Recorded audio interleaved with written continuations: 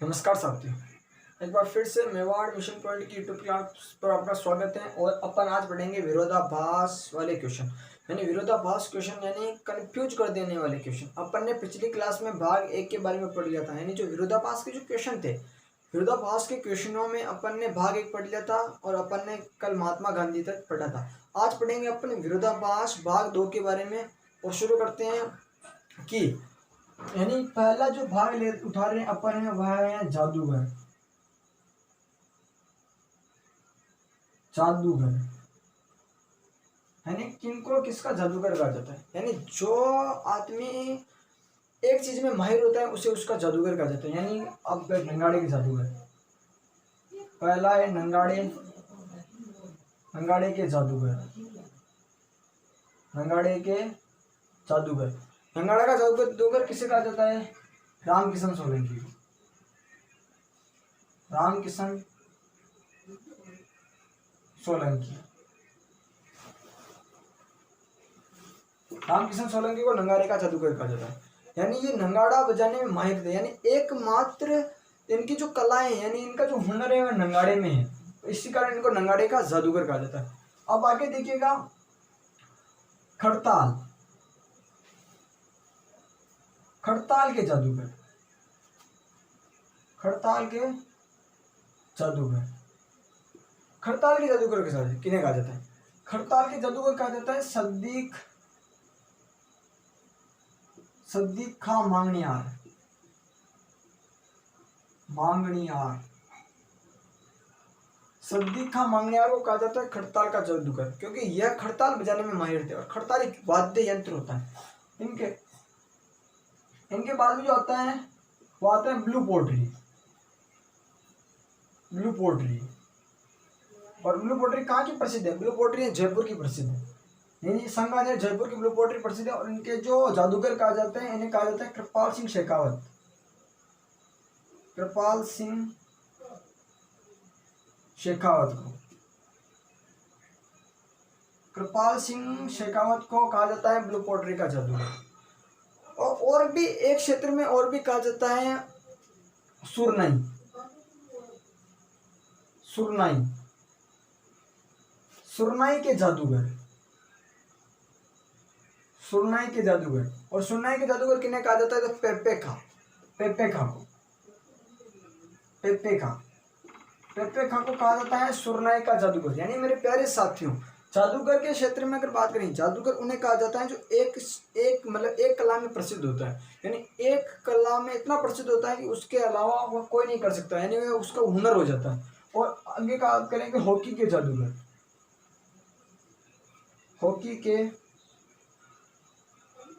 जादूगर। और हॉकी के जादूगर कहा जाता है मेजर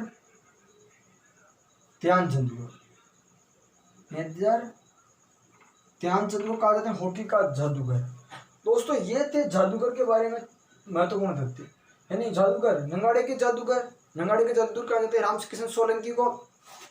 खड़ताल के जादूगर, खड़ताल के जादूगर कहा जाता है सद्दीक खां मांगनियार को। ब्लू पोट्री के जनक यानी ब्लू पोट्री के जनक या फिर ब्लू पोट्री के जादूगर को कृपाल सिंह शेखावत को। और सुरनाई के जादूगर कहा जाता है पेप्पे खा। हॉकी के जादूगर कहा जाता है मेजर ध्यानचंद को, यानी मेजर ध्यानचंद वही थे जो हॉकी के जादूगर कहलाते हैं। आगे देखिएगा, अगर आगे बात करें अपन तो एक बार आप अगर स्क्रीनशॉट लेना चाहो तो ले सकते हो, ले लिया होगा। आगे बात करते हैं अपन, आगे बात करते हैं, देखिएगा।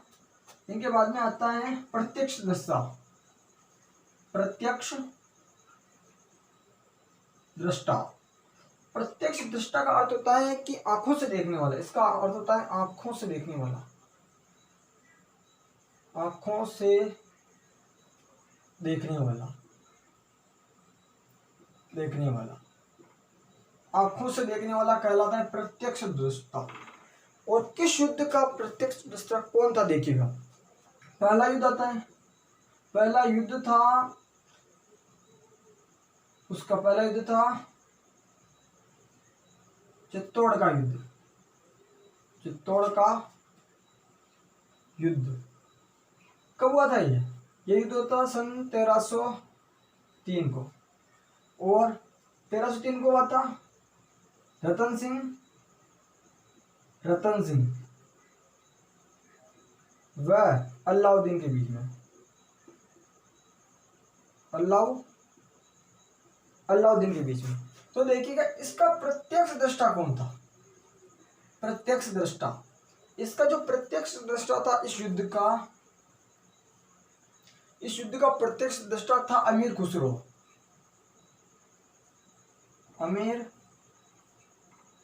खुसरो। और इसकी जो पुस्तक है, वो पुस्तक कौन सी है? वह है तारीख ए इलाही। इसकी पुस्तक है तारीख ए इलाही। दूसरा प्रत्यक्ष दृष्टा कौन था? देखिएगा, यह होता है गिरी सुमेल का युद्ध। गिरी सुमेल का युद्ध कब होता है? गिरी सुमेल का युद्ध होता है सन 1544 को। 1544 को पता है किस किस के बीच में होता है? मालदेव व शेरशाह के बीच में। मालदेव व शेरशाह के बीच में युद्ध होता है गिरी सुमेल का युद्ध। और गिरी सुमेल का युद्ध को कहा जाता है जैतारण का युद्ध। अब इसका प्रत्यक्ष दृष्टा कौन था? इसका प्रत्यक्ष दृष्टा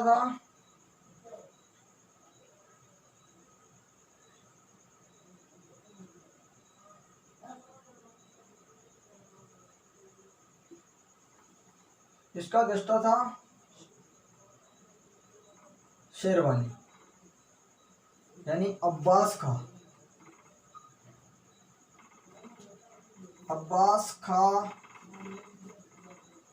शेरवानी इसका प्रत्यक्ष दृष्टा था। और इसकी पुस्तक कौन सी है? इसकी पुस्तक है तारीख ए शेरशाही। ये इसकी पुस्तक है। तारीख ए शेरशाही किसकी पुस्तक है? तारीख ए शेरशाही पुस्तक है शेरवानी, यानी अब्बास का शेरवानी। अब तीसरा युद्ध हुआ था हल्दी घाटी युद्ध। हल्दी घाटी युद्ध हुआ था सन 1576। 1576 में किस किस के बीच में? महाराणा प्रताप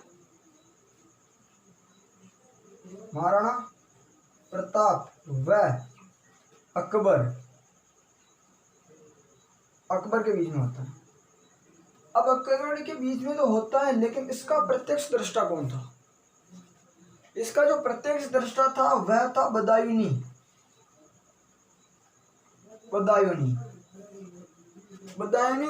प्रत्यक्ष दृष्टा था इस युद्ध का। लेकिन इस पुस्तक में बदायूनी, ये जो इसकी पुस्तक थी, उस पुस्तक का नाम है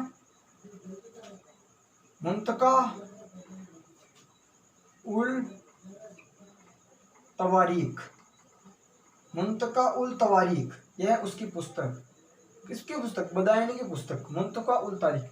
मेरे प्यारे साथियों, ध्यान रखिएगा, जो प्रत्यक्ष दृष्टा था यानी आंखों देखा वर्णन, आंखों से देखने वाला, यानी जिस युद्ध का जो व्यक्ति आंखों से देखा वर्णन करता है वह कहलाता है प्रत्यक्ष दृष्टा। चित्तौड़ के युद्ध का जो प्रत्यक्ष दृष्टा था वह था अमीर खुसरो, और उसने अपनी पुस्तक तारीख ए इलाही में इस युद्ध का वर्णन किया है। जो वर्णन किया है वह 1303 में किया है, और ये युद्ध हुआ था सन 1303 में।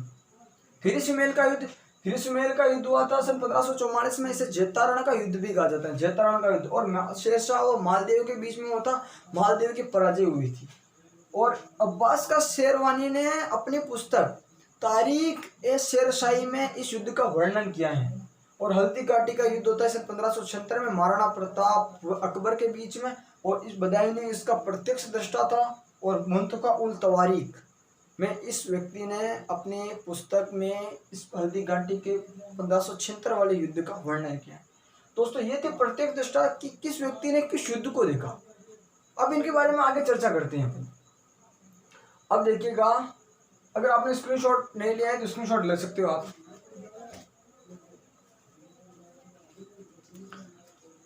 ले लिया होगा।